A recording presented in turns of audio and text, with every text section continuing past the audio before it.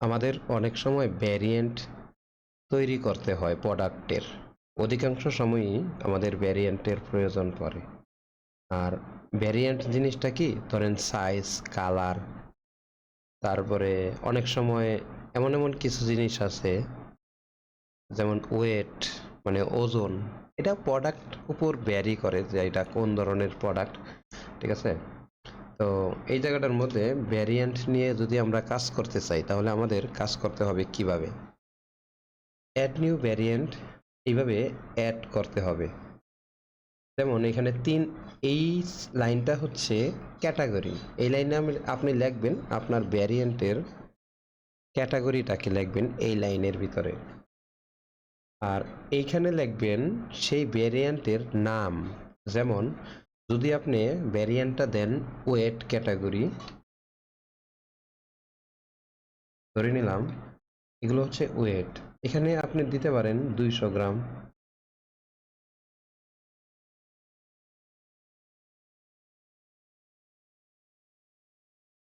500 গ্রাম। আমি এতগুলো না দিই, একটু কম দিই। তো সব 200 গ্রাম, 500 গ্রাম, এটা ধরলাম 700 গ্রাম হইতে পারে না, মানে গ্রাম, কেজি, এইভাবে আপনার যেটা দিতে মনে হয়।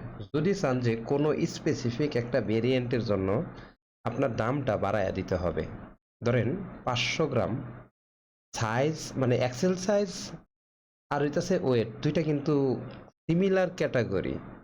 তো এখানে আমি বোঝার জন্য দিতেছি যে কিভাবে আসবে।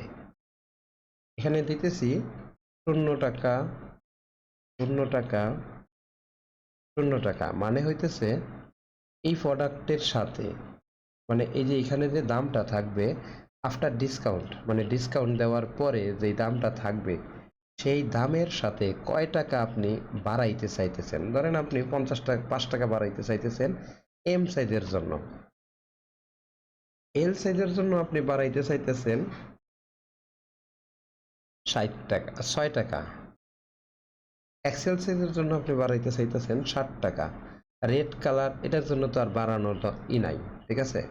তো বাকিগুলা ওয়েটের দিক থেকে 250 গ্রাম, 700 গ্রাম, এগুলো তো আর বাড়ানোর কমানোর কোনোই নাই, ঠিক আছে? তো আমি এটা সেভ দিলাম।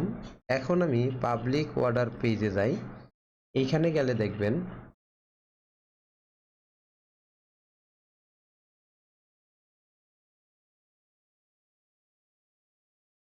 এই পেজ, এই প্রোডাক্টের ভিতরে ঢুকি।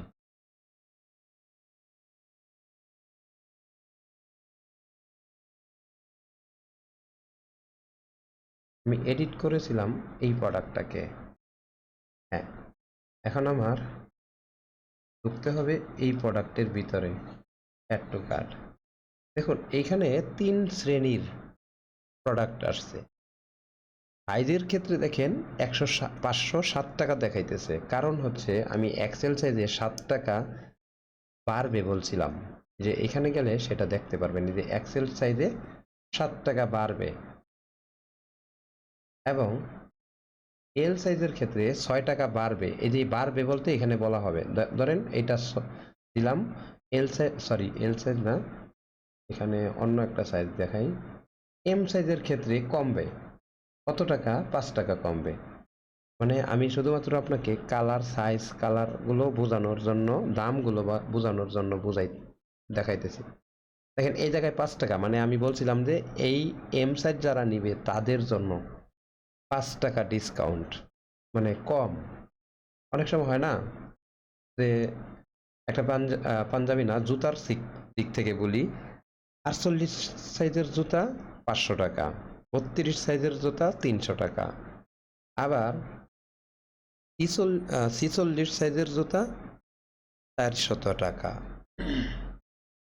তো এরকম হয় না, ওইটার জন্য এখানে ম্যানেজ করা হয়। এখন দেখেন আমি যখন করছি তখন কিন্তু এখানে অটোমেটিক্যালি দামটা কম বেশি দেখাইতেছে, কারণ এখানে ডিসকাউন্ট দেওয়া হয়েছে। হ্যাঁ, এই যে দেখেন কম কম বেশি দেখাইতেছে।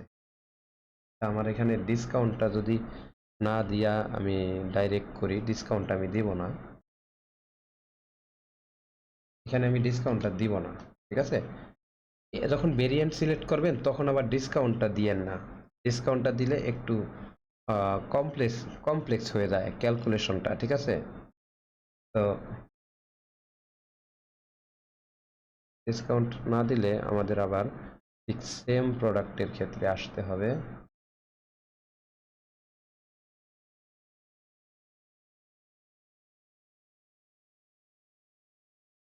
এখানে দেখেন অনেকগুলো সাইজ কালার দেওয়া আছে।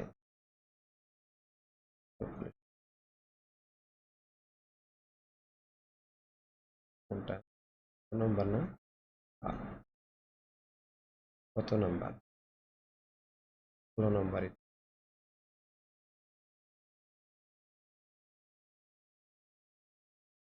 আটটা পড়তে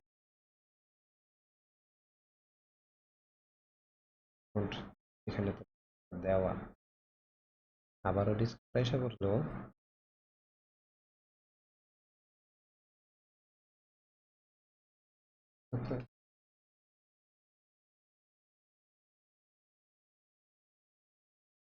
পরে আরেকবার চেক। এখন ডিসকাউন্ট 0 আছে। তো এখানে দেখি এখন আমাদের ডিসকাউন্টের অবস্থা কি। সাব টোটাল ছাড় মানে ছাড় দেওয়া হয় নাই, মূল্য, ব্যাট, ডেলিভারি চার্জ, ডিসকাউন্ট এখানে আসেই নাই। এখন যদি আপনি এক্সেল সাইজ নেন তাহলে দেখবেন এক্সেল সাইজে 107 টাকা, কারণ এই যে 100 টাকা 7 টাকা যে আমি বাড়াইছি এই জায়গায়, এই যে এই জায়গাটার মধ্যে যে আমি এক্সেল সাইজের ক্ষেত্রে 7 টাকা বাড়তি দিতে হবে আমাকে কাস্টমারের, এইটা যে দিছি যার কারণে প্রোডাক্টের মূল্য 107 টাকা আসছে। ডেলিভারি চার্জ ডিফাইন করা আছে আমাদের অ্যাপ্লিকেশনে, সেই জায়গার থেকে 20 টাকা হয়েছে ডেলিভারি চার্জ, টোটাল 1027 টাকা। এখন যদি আমি এল সাইজ নেই তাহলে দেখেন কয় টাকা বাড়ছে।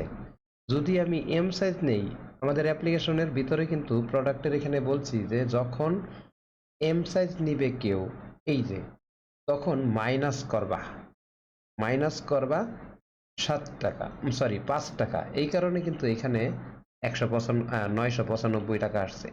ঠিক সেম ভাবে আপনার যদি কখনো মনে হয় যে না আমার ডিসকাউন্টের প্রয়োজন নাই, আমি ডিসকাউন্ট দিতে চাইতেছি না, ঠিক আছে, তাহলে আপনি এখানে 0 করে দিবেন, এখানে 0 করে দিবেন সবগুলো, ঠিক আছে? ডিসকাউন্টও লাগবে না, আমার প্লাস মাইনাস কিছুই লাগবে না, 0 করে দিবেন। এতে কি হবে, যদি অর্ডার করতে যায় তাহলে আর এখানে দাম বাড়বে না, একই থাকবে। এখন যদি আমি অর্ডার করি দেখবেন আমার কাছে বলবে যে নাম, ফোন নাম্বার, ইমেল দাও এবং ঠিকানা দাও, এখানে সম্পূর্ণ ঠিকানাটা ইউজার দিবে। অর্ডার করুন, এখন বলতেছে দয়া করে সব অপশন নির্বাচন করুন যেমন সাইজ, কালার। কারণ কি, আমি যে এই প্রোডাক্টের ভিতরে যে আমি 3 ক্যাটাগরি যেমন ওয়েট, সাইজ, কালার, 3 ক্যাটাগরির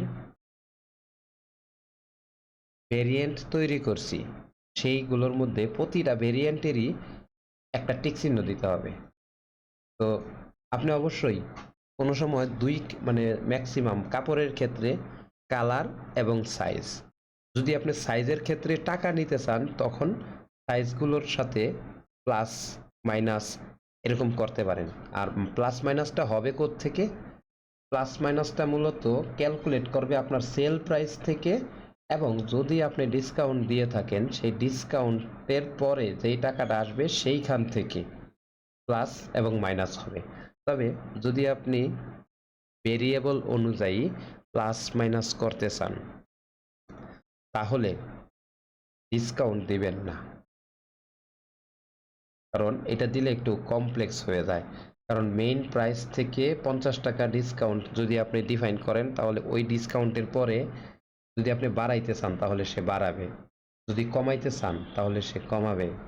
তো এটা একটু কমপ্লেক্স একটা ব্যাপার স্যাপার।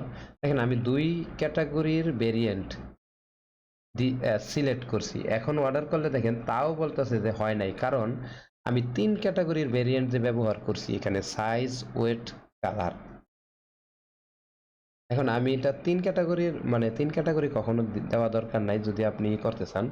অনেক সময় হয় না যে প্রোডাক্টের ভেরিয়েন্ট পরিবর্তন হইতে পারে, মডেল নাম্বার মানে মডেল নাম্বার, সাইজ, ইলেকট্রিক জিনিসের ক্ষেত্রে হয় ওয়াট, কত ওয়াটেরটা নিতে চাইতেছে, এমনকি এটার কি কোনো ভেরিয়েন্ট আছে কিনা, এরকম আর কি।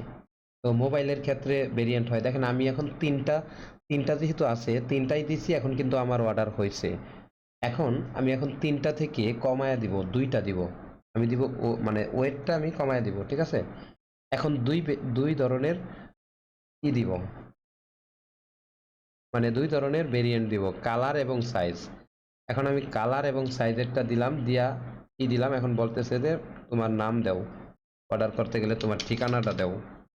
তো আমি এখানে ঠিকানাটা দিলাম, দেওয়ার পরে দেখেন দুইটা দিলে কিন্তু কাজ করতেছে।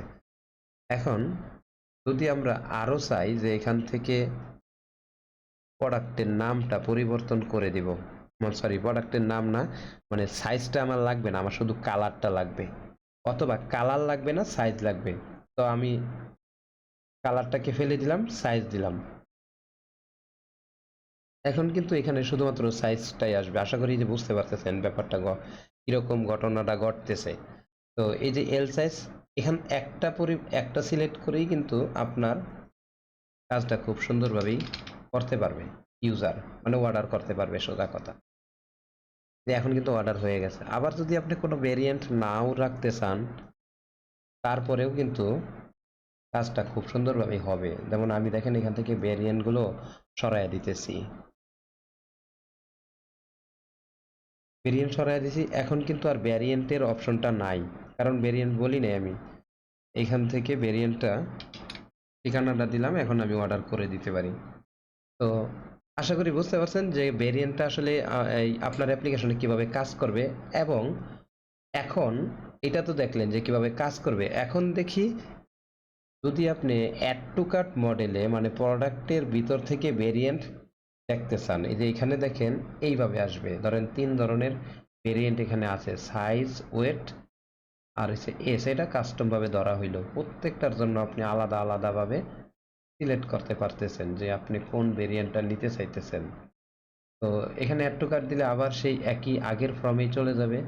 এখানে তিন ধরনের থাকবে, পরবর্তীতে ইউজার এখান থেকে সিলেক্ট করে দিবে। আশা করি বুঝতে পারছেন ব্যাপারটা। তো এখন যদি একটু প্র্যাকটিস করেন, তাহলে আপনি এই পুরো ব্যাপারটা আরেকটু ভালোভাবে সুন্দরভাবে গুছানো অবস্থায় বুঝতে পারবেন টোটালি এটা কিভাবে কাজ করে ভেরিয়েন্টটা।